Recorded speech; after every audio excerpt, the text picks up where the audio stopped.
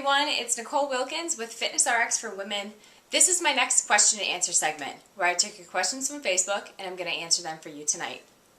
The first question I have is, as a coffee drinker, I use half and half or heavy cream in my coffee. What alternative could I use to cut calories? I can't drink it black and I don't put any sweetener in it. What I would do is try unsweetened almond milk, original almond milk, or you could have rice milk, coconut milk. There's a lot of different alternatives for cream that are lower in calories, but I like to use a little bit of almond milk in my coffee just to kind of kick the bitterness and make it a little bit more creamy. I am thoroughly confused with the whole supplement taking process. What do you take before a workout, during a workout, after a workout? I take a multivitamin now, but the rest has gotten me so confused I just back off. Well, there are a ton of supplement companies on the market. What you would take before a workout is a pre-workout, something with creatine in it, or like you could also take a fat burner at that point, something to give you a little bit more energy. Most pre-workouts are a vasodilator, so it just helps increase the blood flow during your weight training session to give you better pumps. Metrics makes a product called Amped, so that's something that you could take beforehand, about 30 minutes before you start training. During your workout, I recommend taking a branched chain amino acid, so just add it to your water. You could either get it in pill form or powder and just drink it like normal.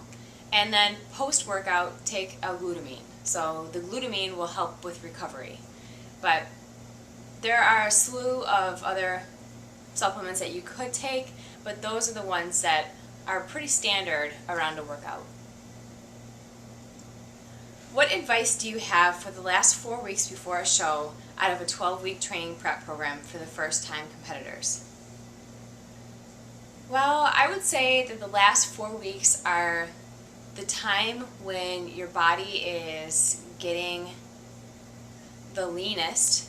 It's the most challenging mentally, I think, because you're so close, and you may start to have some days where you have a little bit more doubt whether you're going to be ready or you're not.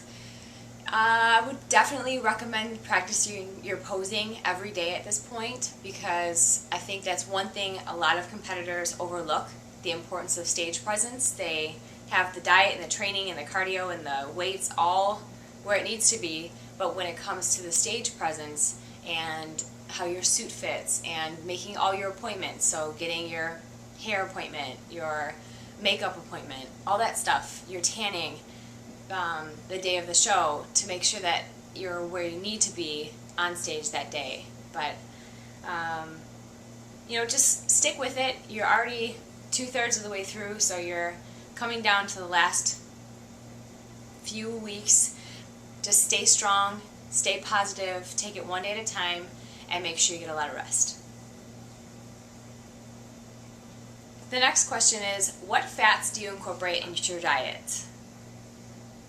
Fat sources that I use primarily are olive oil or coconut oil, almonds, cashews, avocados.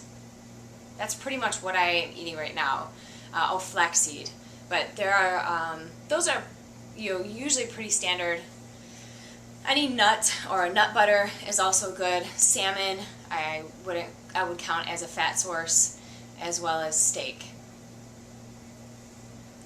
What advice do you have for someone who is recovering from a cold?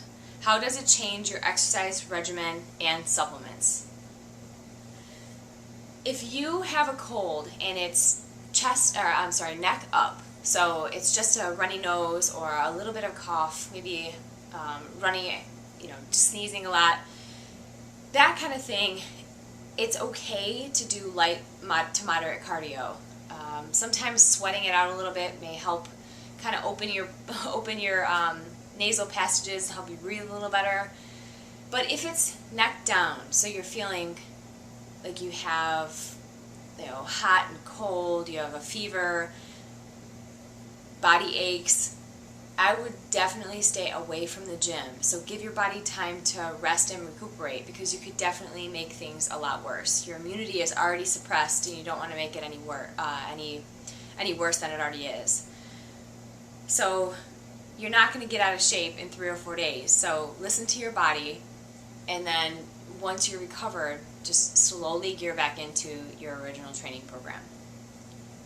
And the last question I have is, how far into your contest prep is it okay to incorporate fasted cardio? In my opinion, you could start fasted cardio from the very beginning. This is not a necessity. You're probably going to burn about 10% more body fat, but if you can train harder later and you're not a morning person, then going in the morning and doing cardio half-assed when you could train 3 times as hard later on and burn more calories, I would prefer you do it later. So it's personal preference. At this point, during this prep, I really have not done very much morning cardio. I've been going to bed later, and I have more energy after I have more meals in me, so I've been doing my cardio in the afternoon and the evening.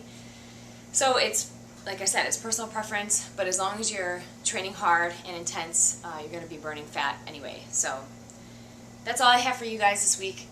That is my question answer that I will have on the FitnessRx for Women website every Friday. So if you have a question you want me to answer, please post it on the FitnessRx for Women Facebook page, and I pick 5 to 6 every week. So until next time, keep living the fit life, and I'll see you guys soon.